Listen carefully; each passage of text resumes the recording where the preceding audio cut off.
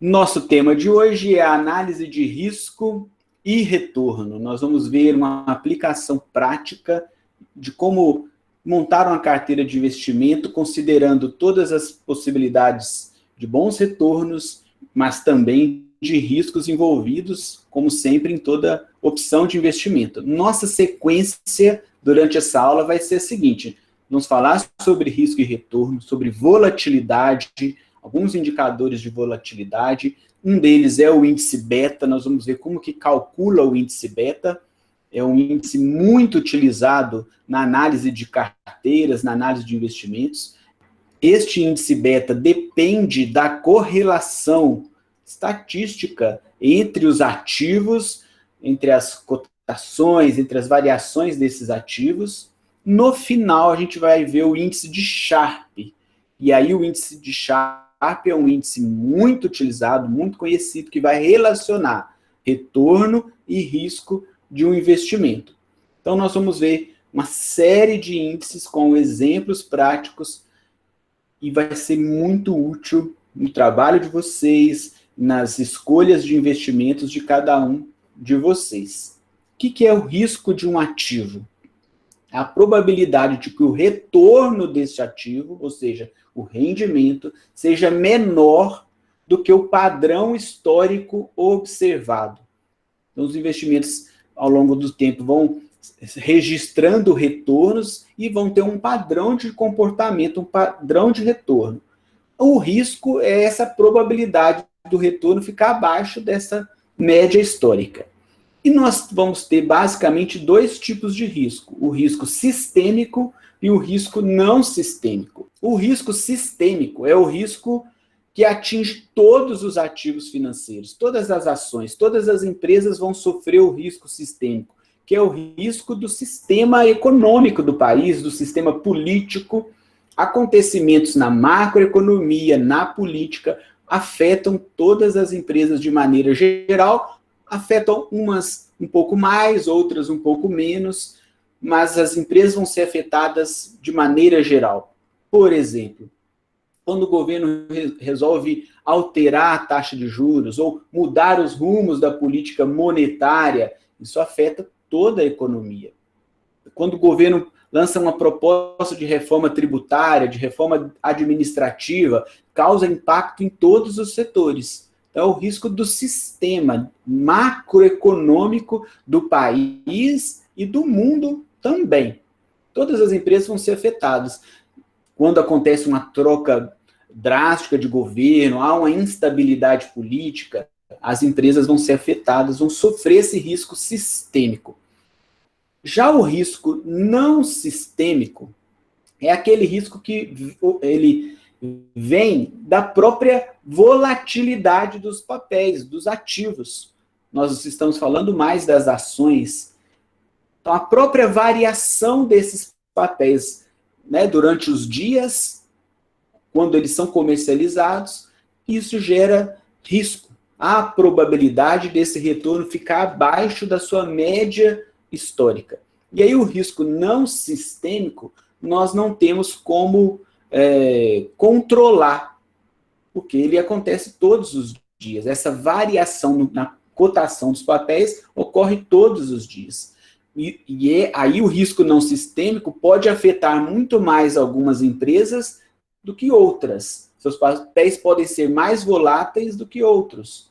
Então, vai existir ativos mais arriscados do que outros ativos. E é muito importante a gente entender isso, porque vai ao encontro do que a gente estudou lá no início do curso, quando a gente destacou que é importante que cada investidor conheça o seu perfil de risco. Aqueles que são mais agressivos, mais moderados, mais conservadores, vão fazer escolhas de acordo com o seu perfil. É importante entender de que risco é esse que nós estamos falando. O risco sistêmico, ele existe, ele vai acontecer para todas as empresas.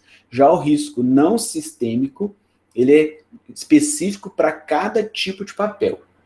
Nós podemos calcular esse risco de um ativo em especial, de maneira individual, e podemos também calcular o risco de uma carteira de investimentos. Nós vamos fazer isso ao longo desta aula. Como que a gente vai medir o risco não sistêmico? Já que ele é a volatilidade, nós vamos então calcular essa volatilidade. Quanto que esses papéis estão variando em torno da sua média. Isso é volatilidade de um investimento. É a medida pelos desvios da cotação dos ativos em torno da sua média. E esses desvios são medidos através do desvio padrão.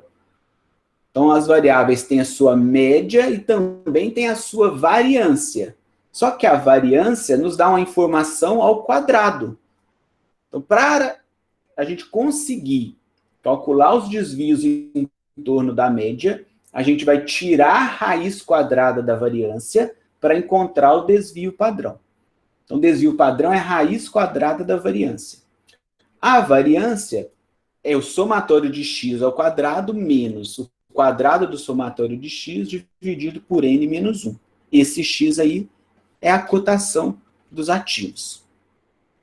Então, primeiro, para a gente calcular a volatilidade de um ativo ou de uma ação, a gente vai, então, calcular simplesmente o seu desvio padrão. Um cálculo bem simples de ser feito.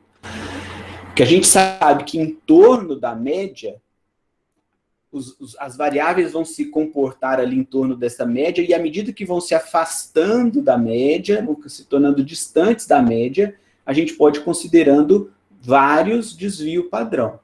Se a gente afastar um desvio padrão, a probabilidade dos dados estarem nesse intervalo é de 68%. Se a gente afastar 2 desvios padrão, a probabilidade dos dados estarem nesse intervalo é de 95%. Se a gente afastar 3 desvios padrão, essa probabilidade vai a 99%,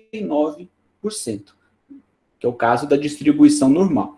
A gente tem que ter um pequeno cuidado aqui, porque nem sempre a série histórica de uma cotação, de um papel, de uma ação, vai ter uma distribuição normal.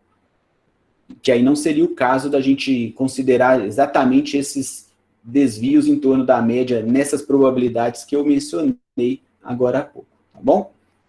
No nosso exemplo do setor de construção civil, que a gente escolheu 3 empresas para analisar ao longo de todas essas aulas, estou colocando aí para vocês um resumo de algumas medidas descritivas da cotação desses papéis. Então, tem ali média, moda, mediana, variância, e eu destaquei em verde ali o desvio padrão. Eu peguei o período para analisar de 3 anos, de 21 de novembro de 2017 a 20 de novembro de 2020. Então, são 3 anos esse período. A gente consegue fazer bons cálculos estatísticos com, no mínimo, 30 observações, para ter uma significância maior. Lembre que as cotações dos papéis só acontecem em dias úteis. Então, na hora de voltar esse período aí, você não pode voltar só 30 dias, porque vai ter menos dias úteis nesses 30 dias corridos, claro, né? A bolsa não vai funcionar no sábado nem no domingo. Então, você vai, para pegar só as 30 necessárias, as 30 informações para compor a amostra, você vai ter que voltar um pouco mais de 30 dias.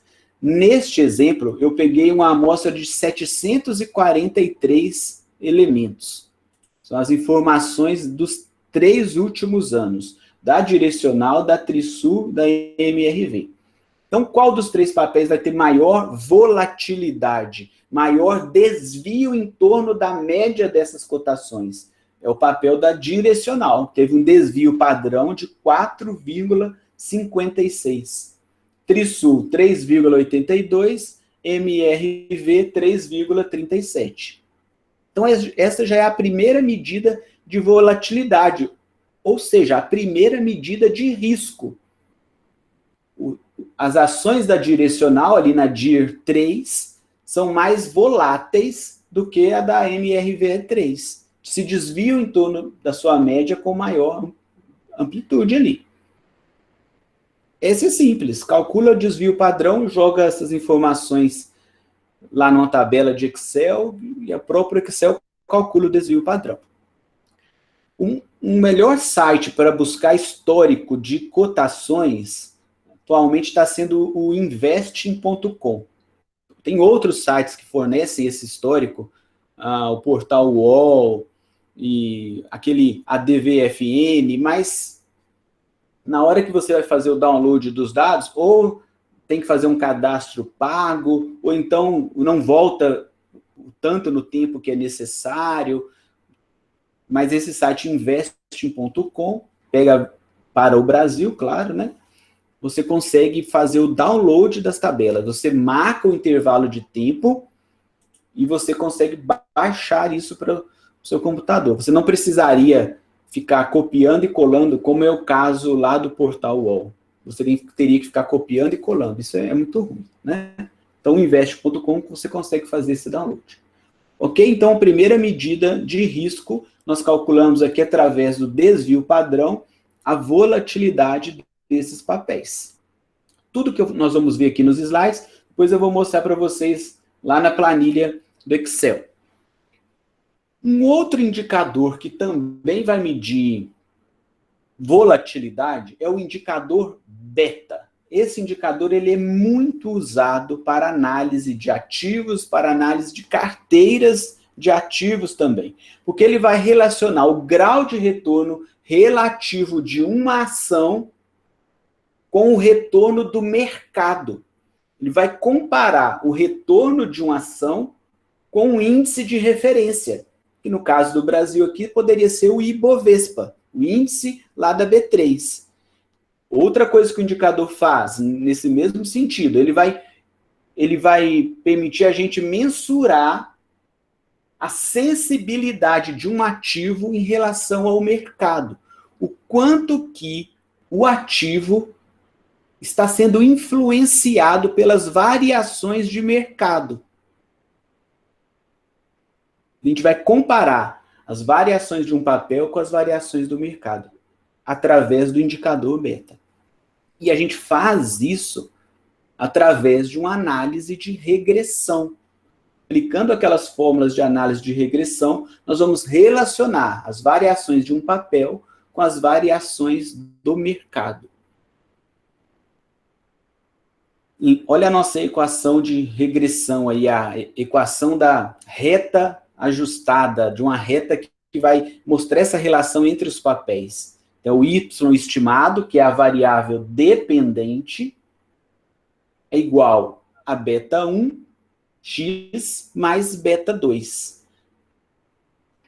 Aqui, qual vai ser a variável dependente? Os retornos dos ativos. Qual vai ser a variável independente? O retorno do Ibovespa.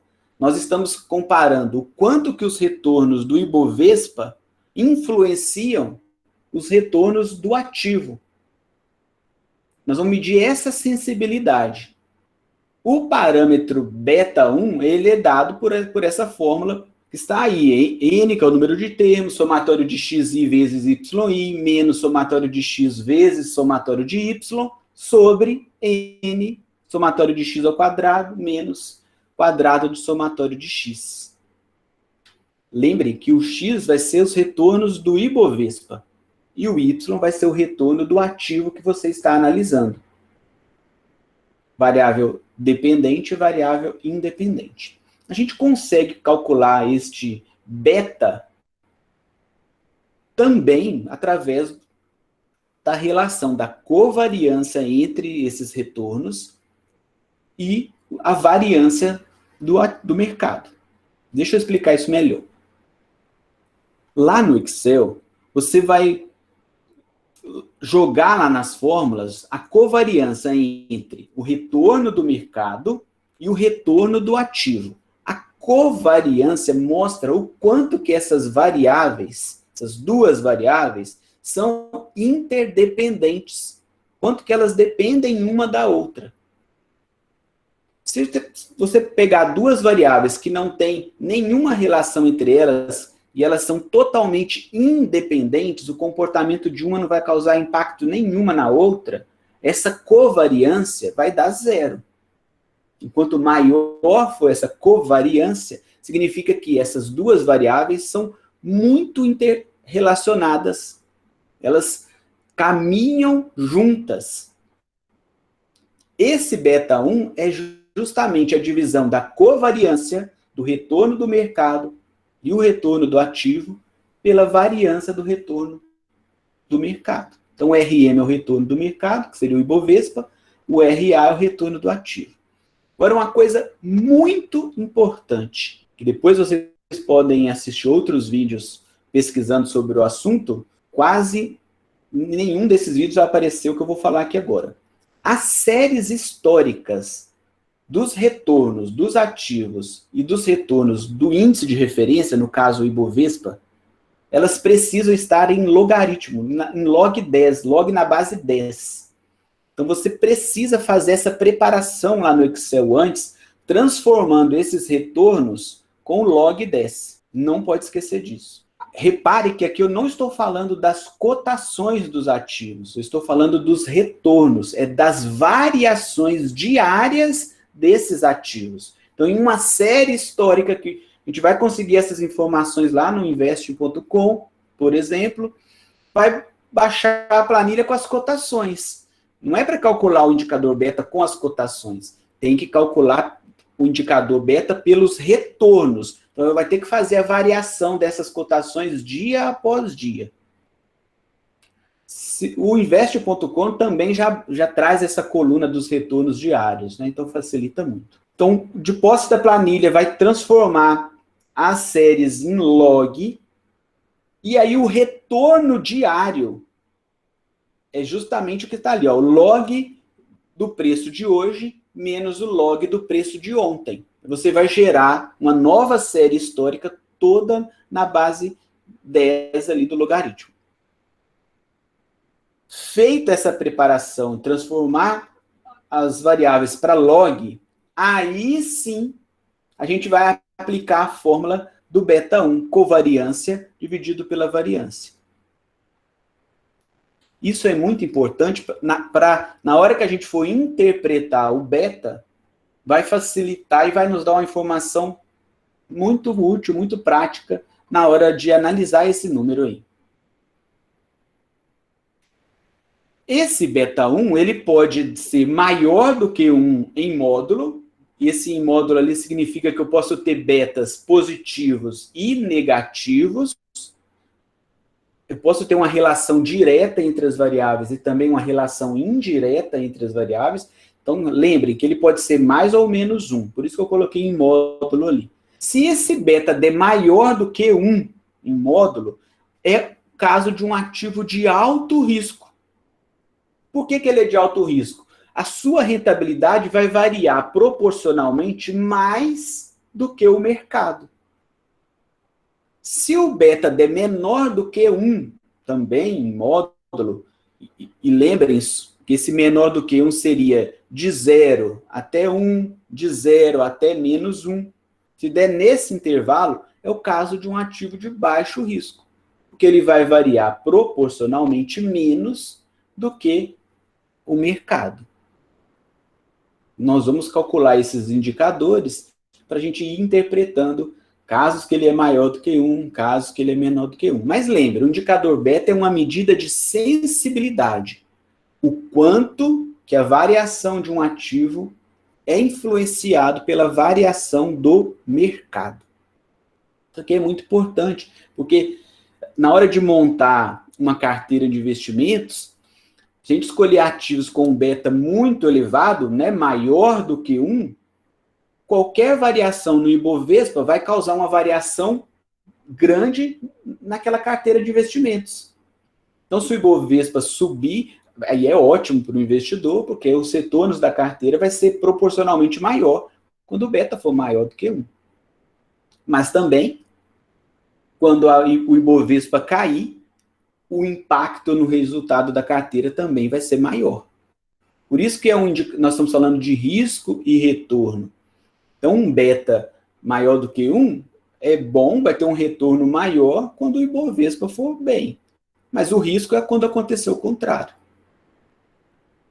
Empresas mais sólidas, que estão já firmadas no mercado, empresas estatais, empresas que fornecem energia ou saneamento, que têm contratos com o poder público mais longos, que há uma certa certeza dos resultados futuros dessas empresas, vão ter um beta menor do que 1. O aumento do Ibovespa não vai causar um impacto tão grande em empresas desse tipo, porque são situações de empresas mais estáveis, né? Os contratos são muito longos, não vai ser o movimento cíclico do mercado que vai gerar um impacto sobre empresas assim. Agora, empresas que dependem desse movimento cíclico vão acompanhar o Ibovespa. Qualquer variação no Ibovespa vai causar um grande impacto em ativos desse tipo, de setores cíclicos da economia, que dependem muito do consumo, que dependem do crescimento do PIB, vão sofrer um impacto maior das variações lá do índice Ibovespa. Olha o nosso exemplo aqui do setor de construção civil. O prazo ali é de 21/11/2017 a 20/11/2020.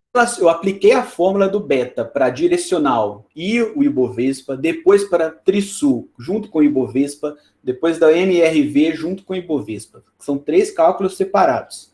Então, o beta da direcional deu 0,89, menor do que 1. E ele deu positivo. Então, se a bolsa subir, se o Ibovespa subir, o direcional vai subir proporcionalmente menos do que este aumento do Ibovespa. Trisul deu 1,14, é um ativo de maior risco. É muito influenciado pelas variações do Ibovespa. E MRV deu 1,1091. Olha esse exemplo simples que eu coloquei ali, para a gente entender o que é o índice beta. Se o mercado variar 10%, vai causar uma variação de 8,97% nos papéis da direcional.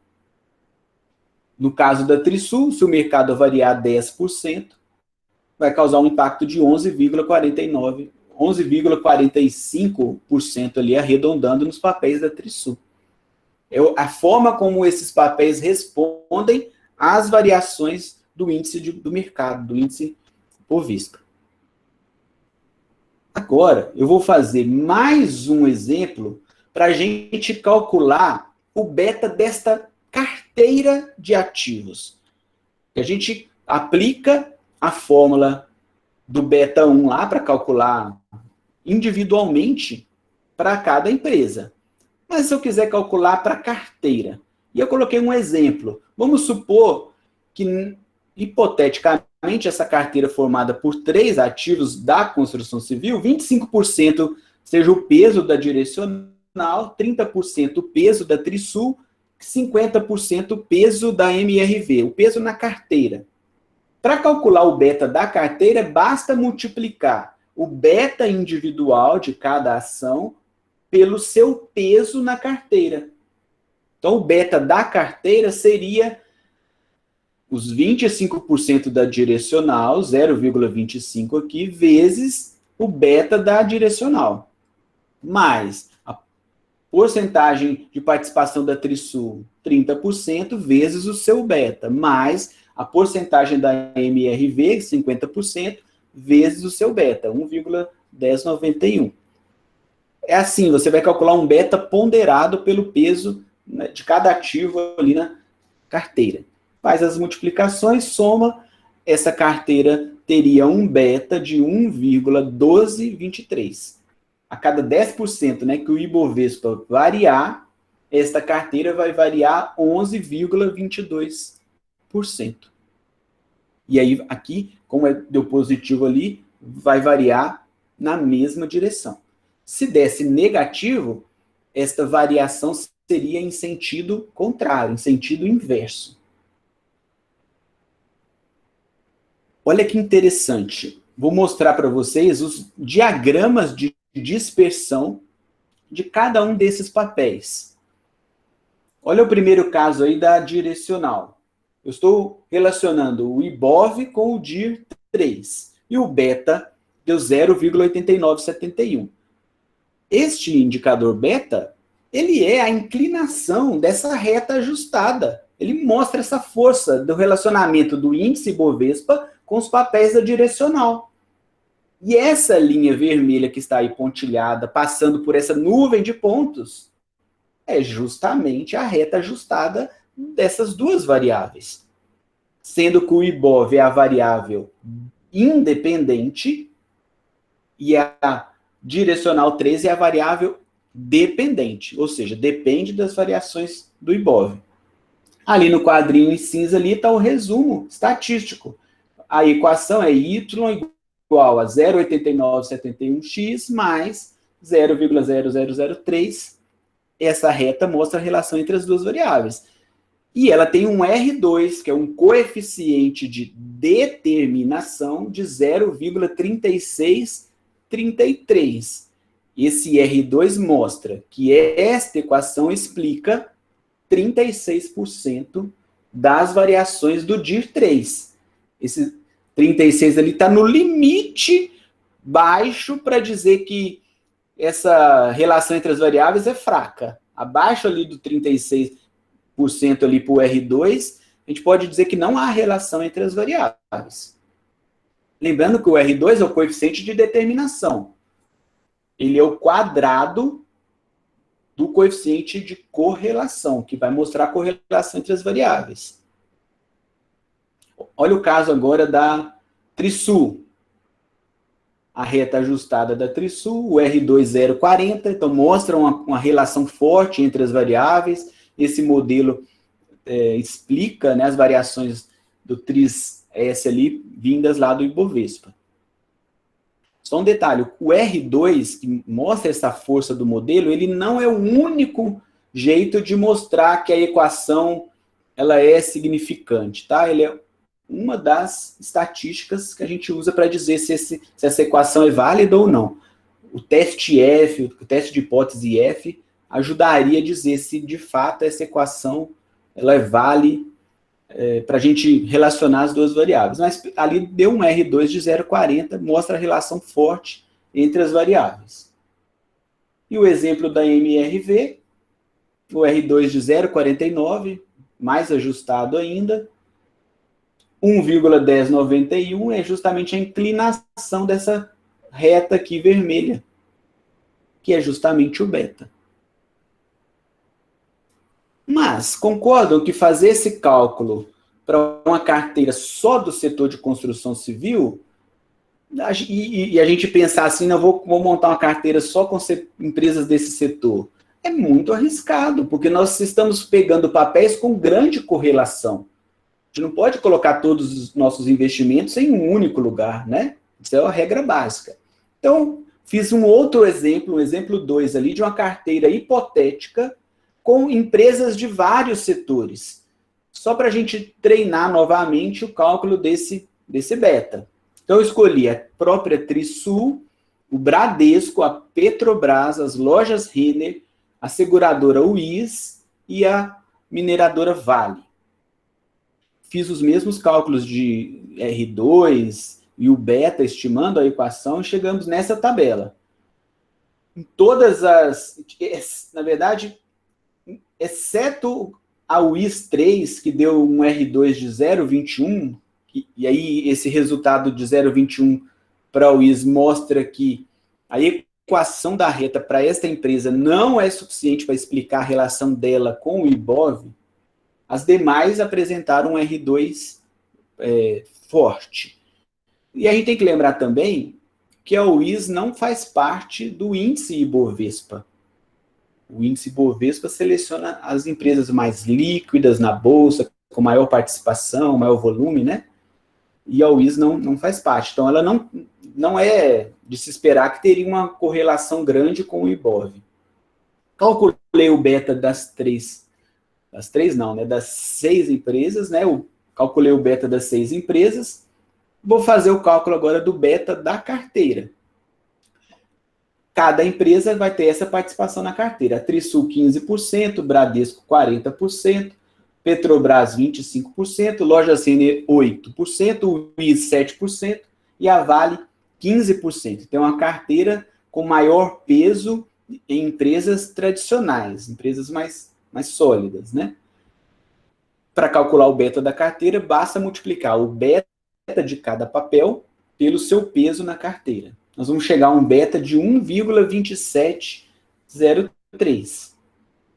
Então, são setores representados aqui nessa carteira, tem banco, tem empresa que vai extrair petróleo, mineradoras, empresas grandes, que dependem deste movimento cíclico da economia. O beta de 1,27. Olha que interessante agora. Como que eu vou interpretar esse resultado? Ele vai dizer que a cada 1% de variação no Ibovespa, a carteira terá 1,27% de variação no mesmo sentido. Qual o nome desta medida econômica, desse cálculo econômico? Elasticidade. O indicador beta, quando ele é calculado com as variáveis em log, na base 10, ele está nos fornecendo a elasticidade entre duas variáveis. Por isso que é importante, antes de calcular o beta, transformar os retornos dos ativos e do Ibovespa para a base 10 do log.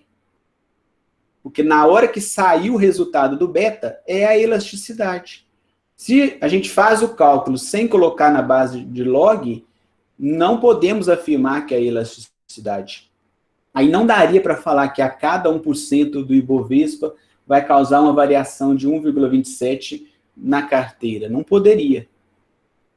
A gente só pode concluir desta maneira que vocês estão vendo aí, quando a gente trabalha com as informações em log. Isso é muito importante. Então, o indicador beta, nessas condições, ele está fornecendo, na verdade, a elasticidade.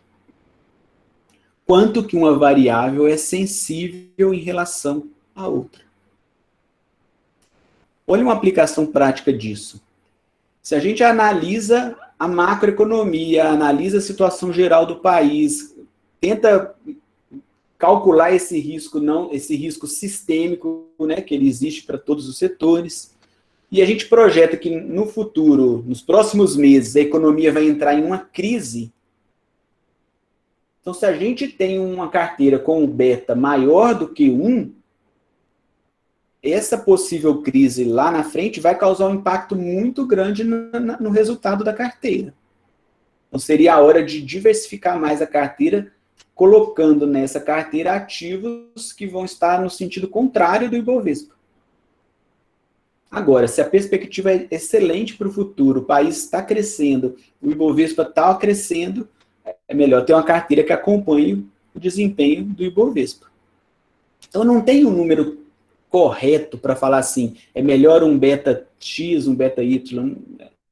Depende de cada situação, porque o beta ele mostra quanto que cada ativo é sensível às variações do Ibovespa.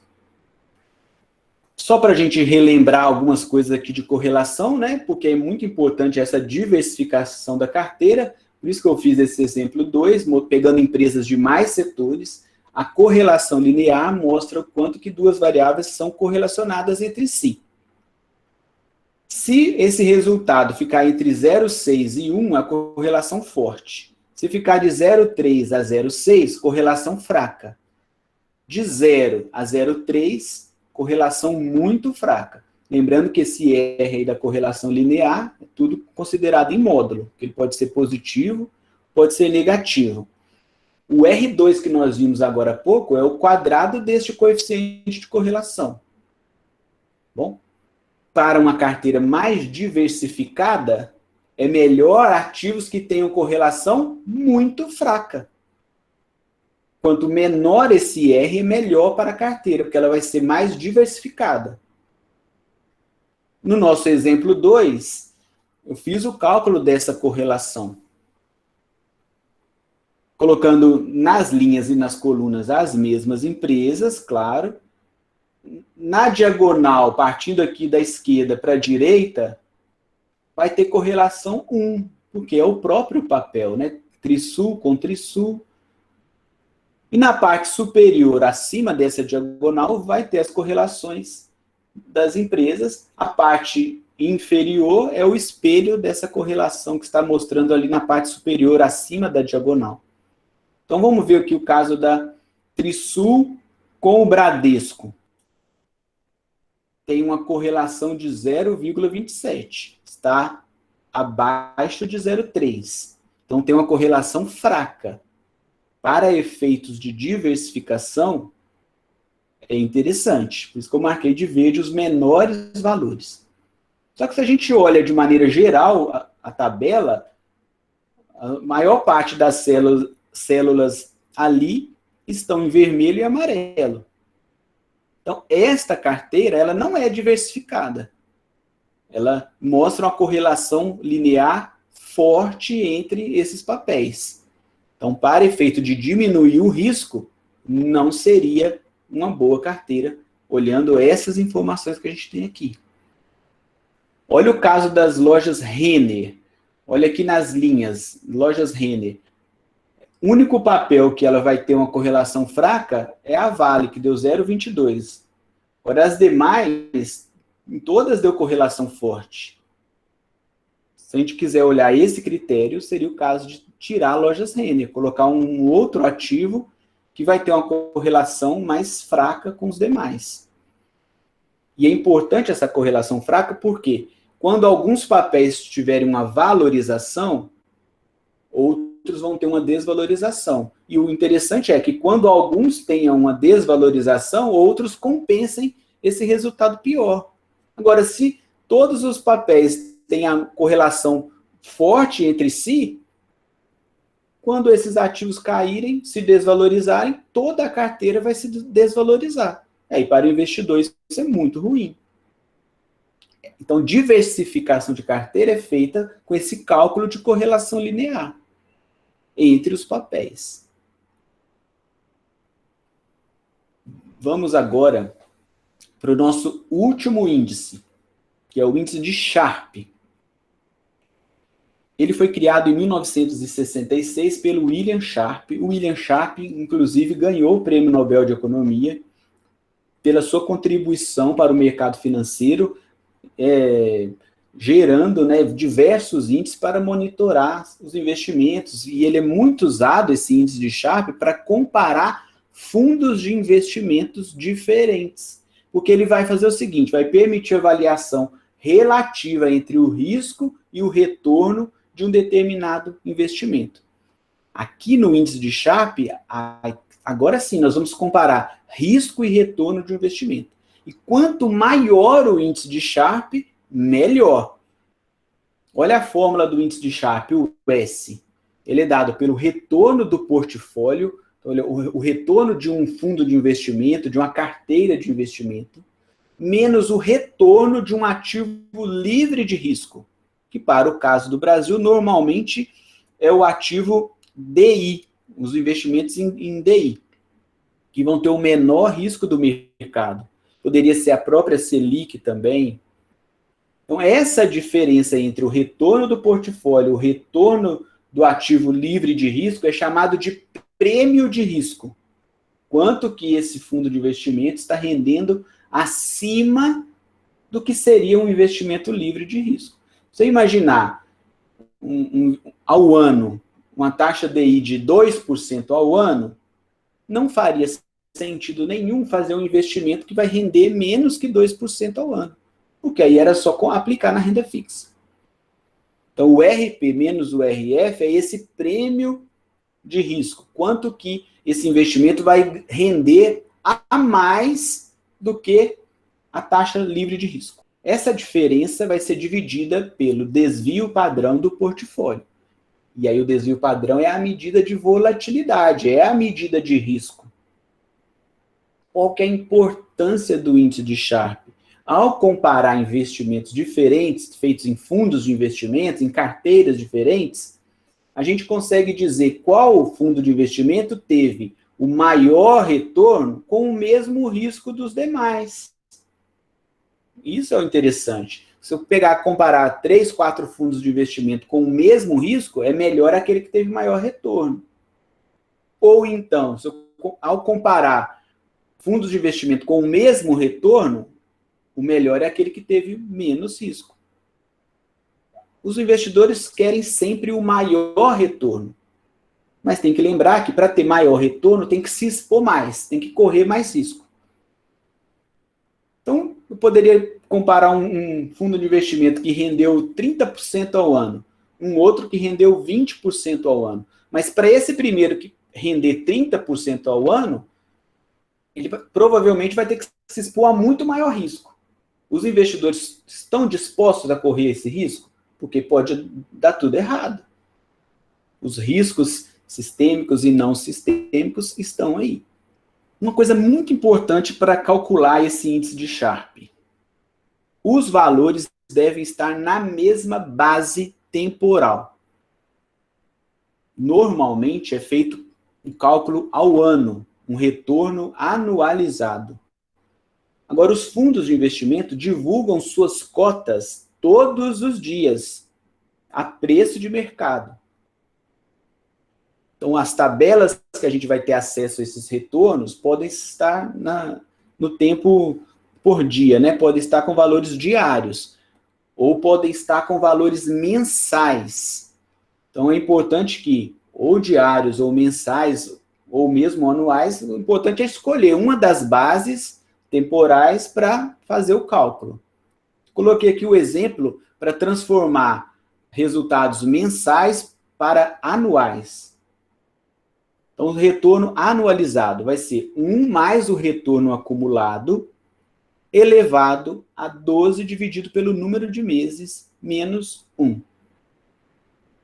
Vamos ficar calmos por enquanto, porque nós vamos fazer isso ali no Excel agora. Se a tabela estiver com retornos mensais, para transformar para retornos anuais, é só seguir essa fórmula. 12 dividido pelo número de meses da série histórica. Se estivesse com cotações diárias, seria 252, que são os dias úteis do ano, dividido pelo número de dias que tem aquela série histórica. É assim que faria o cálculo. E o desvio padrão do portfólio, se ele for divulgado mensalmente, você teria que pegar o desvio padrão mensal vezes a raiz de 12, para transformar essa volatilidade para o ano.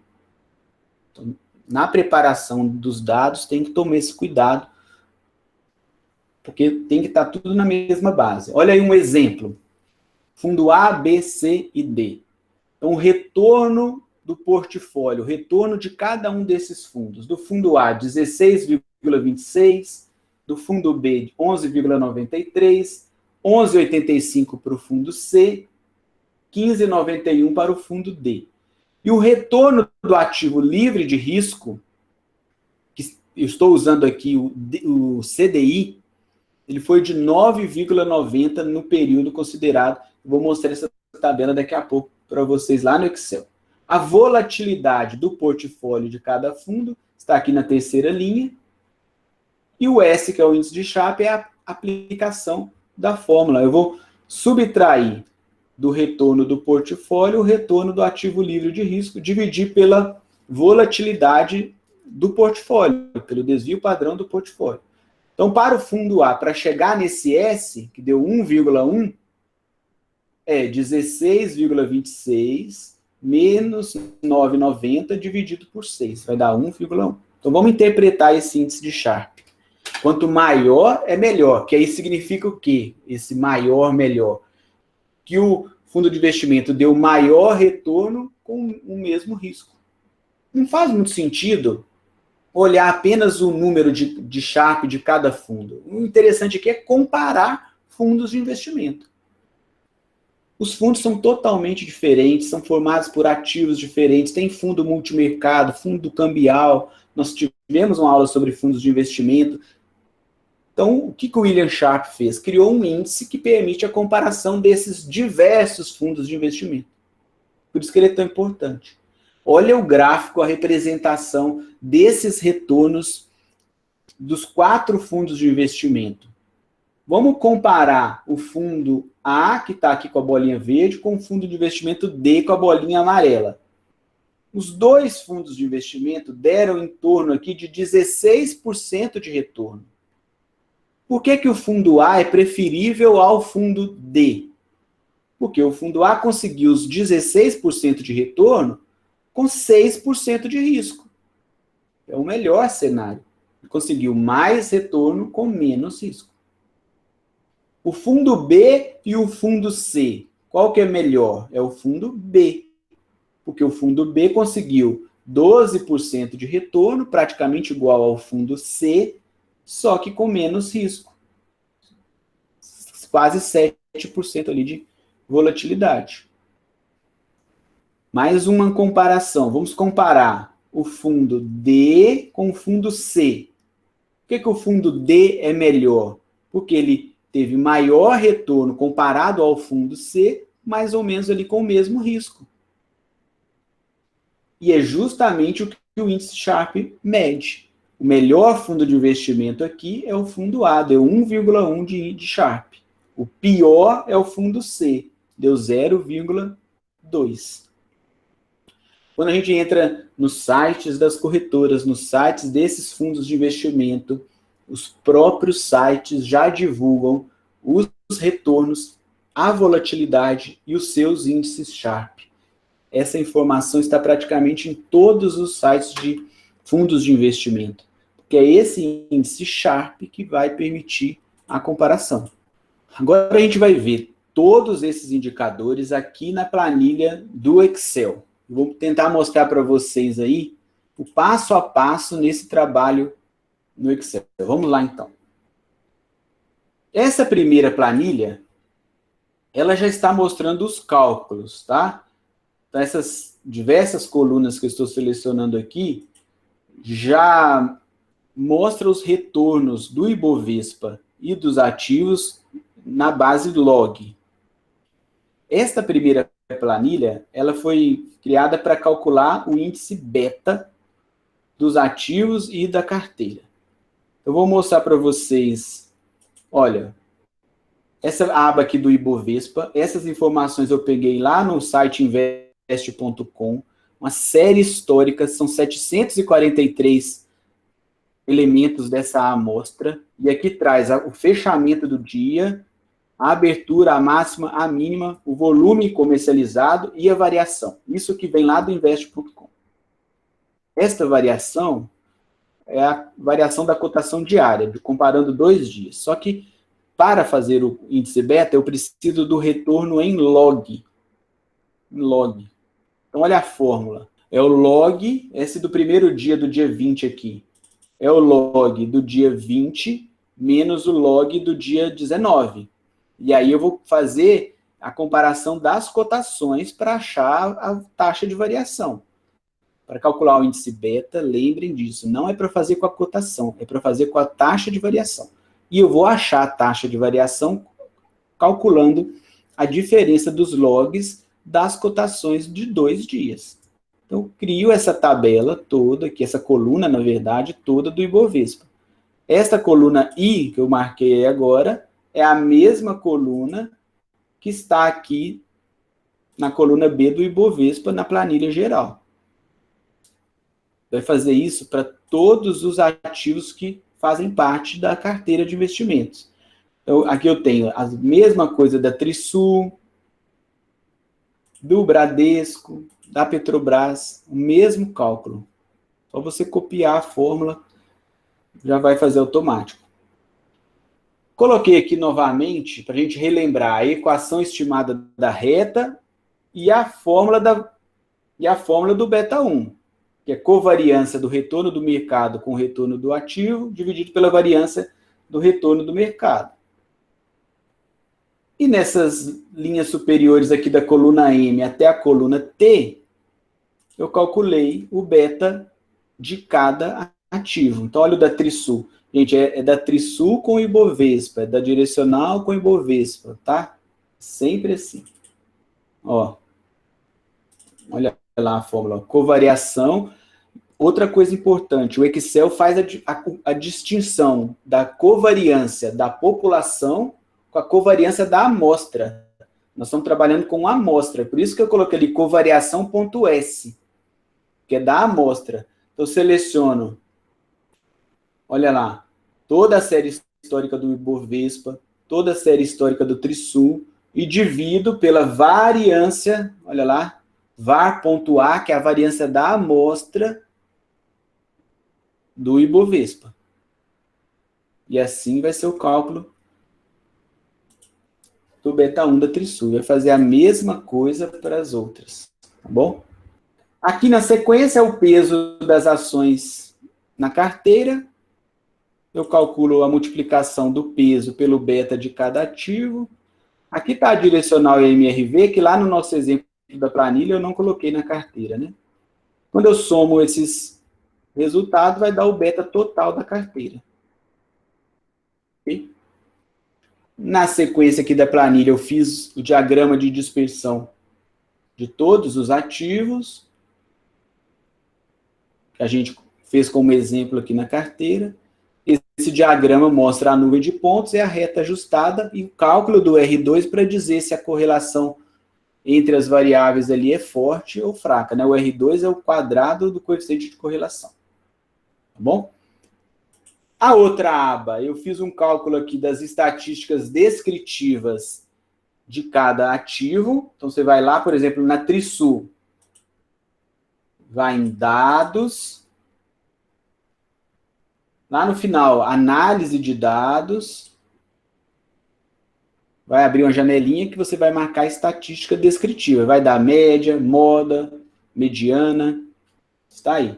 Vai estatística descritiva, ok, vai pedir o intervalo de dados, aí você vai fazer com a cotação da Trisul. Pega todo o intervalo de dados, vai sair a estatística descritiva da Trisul. Então, eu fiz esse procedimento para todos os ativos desse exemplo aqui, só para a gente comparar o desvio padrão, para ver qual que é o mais volátil, né? Qual que é o mais volátil. Desvio padrão é medida de volatilidade. A outra aba é a correlação, é o cálculo da correlação. Busquei lá de cada ativo as suas cotações no mesmo período. Então, tudo que eu estou selecionando aqui são as cotações desses papéis. Eu vou calcular a correlação da Trisul com a direcional, da Trisul com a MRV. Então, olha só o cálculo lá, tá vendo? É a correlação da Trisul, que está em azul, com a direcional, que está em vermelho. Você vai colocar a fórmula ali, correlação. Não faz diferença se você colocar primeiro direcional, colocar depois Trisul, não faz diferença, tá bom? Só que aí tem que fazer todos os pares combinados, né? Todas as possibilidades aqui de combinação. E aí vai gerar esta tabela maior aqui com as correlações, que eu marquei de verde, nessa escala de vermelho para verde, como melhor os que têm menor correlação, e como pior os que têm maior correlação. Lembrem que essa correlação que a gente está calculando aqui é porque a gente precisa diversificar a carteira. Então, nós estamos partindo do princípio que uma carteira mais diversificada, as correlações entre os ativos vão ser baixas, justamente para elas terem comportamentos diferentes. Os piores desempenhos serem compensados pelos melhores desempenhos. Agora vamos ver a planilha para calcular o índice Sharpe, que é o retorno do portfólio menos o retorno do ativo livre de risco, dividido pelo desvio padrão do portfólio. Então, olha este exemplo. Nós temos aqui 4 fundos de investimento que divulgaram as suas cotas mensalmente. Ó. Essas informações aqui são para cada mês. É o último dia de cada mês. A fórmula não está pedindo a diferença das cotas, está pedindo a diferença dos retornos. Então, na segunda tabela, eu tenho os retornos mensais de cada um dos fundos e o retorno do CDI, porque lá na fórmula também pede o retorno do ativo livre de risco. Então, para calcular o retorno mensal do fundo A aqui para janeiro de 2015, eu peguei a diferença ali das cotas de janeiro de 2015 para dezembro de 2014. Calculei uma taxa de variação. E assim gerei essa segunda tabela aqui, porque eu preciso dos retornos. A mesma coisa com o CDI, ó, a mesma coisa. Toda essa série histórica aqui vai aqui até dezembro de 2019. E aqui nessa terceira tabelinha mais aqui embaixo é o resumo das informações, porque eu vou ter o retorno acumulado no período. Você vai pegar a diferença da última cota menos a primeira cota e calcular esse retorno acumulado para todos os fundos. Só que essas informações estão mensais, eu preciso transformar para ano. Eu vou ter o retorno anualizado. Então, olha lá a fórmula, é 1 mais o retorno acumulado elevado a 12 dividido pela contagem do número de meses ali. Menos 1. É igual a fórmula que eu apresentei para vocês lá nos slides. Vai calcular o retorno anualizado. A volatilidade mensal é o desvio padrão. Olha lá na fórmula, desvipad.p é o desvio padrão dos retornos. Então, para o fundo A, que deu aqui 1,73, olha lá em azul, é o retorno do fundo A. Eu já chegar aqui no cálculo da volatilidade, que é o desvio padrão. Só que eu não quero o desvio padrão mensal, eu preciso do desvio padrão anual. Tenho que calcular a volatilidade anual, que é a volatilidade mensal vezes a raiz de 12. Vou ter a volatilidade anual. Agora sim, vou calcular o índice Sharpe. Então, olha o índice Sharpe, ó. É o retorno anualizado menos o retorno do CDI dividido pela volatilidade mensal. Vai dar o índice Sharpe de cada um dos fundos. Então, essa planilha já está bem prática. Quando vocês forem utilizar a planilha, claro, o intervalo de tempo ali vai ser diferente, vocês vão ou excluindo linhas, ou colocando linhas e colocando as informações que vocês precisam para comparar fundos de investimentos diferentes. E, por fim, eu quero mostrar para vocês mais uma planilha, que aqui, pessoal, quem gosta de fazer esse trabalho dos cálculos, da análise fundamentalista, vai ficar, assim, maravilhado com essa planilha. Essa planilha ela é elaborada pelo Fábio Holder. Ele tem o canal do Holder.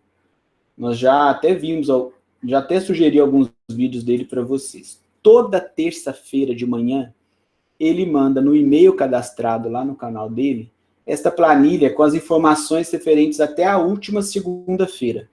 Esta planilha que eu estou mostrando para vocês, ela é do dia 10/11 de 2020. E ele faz um compilado de todas as informações das empresas. Então, eu vou mostrar aí para vocês alguns exemplos.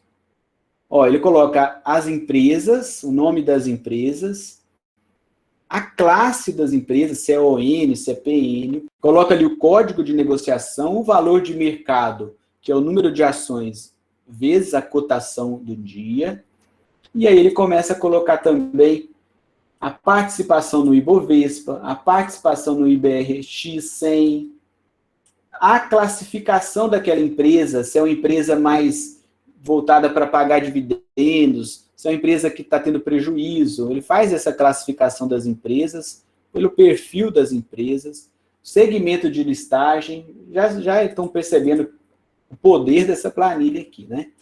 Subsetor, os múltiplos, o cálculo do PL, do LP, do EV/EBITDA, né, do PVPA, todos os múltiplos que nós vimos em aulas anteriores, a cotação, o cálculo dos dividendos, informações financeiras, patrimônio, dívida, caixa equivalente, caixa líquido, a análise do resultado da dívida, se é uma empresa com dívida alta, endividamento baixo. O que mais? Informações do EBITDA da empresa, histórico, né?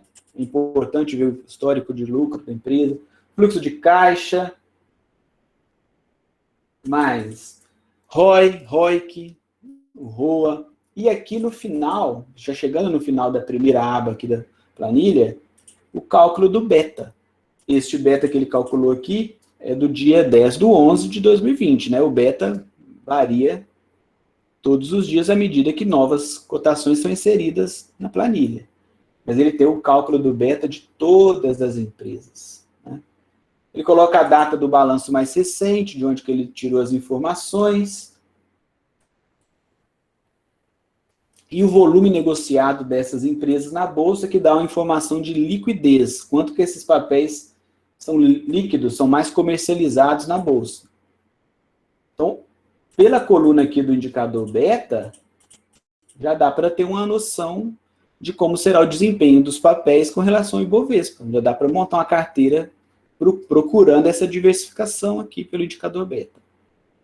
Na segunda planilha desse arquivo, ele coloca mais informações fundamentalistas, tá? Eu vou passar rapidamente aqui. E aí ele coloca as informações dos balanços, as demonstrações financeiras, tudo.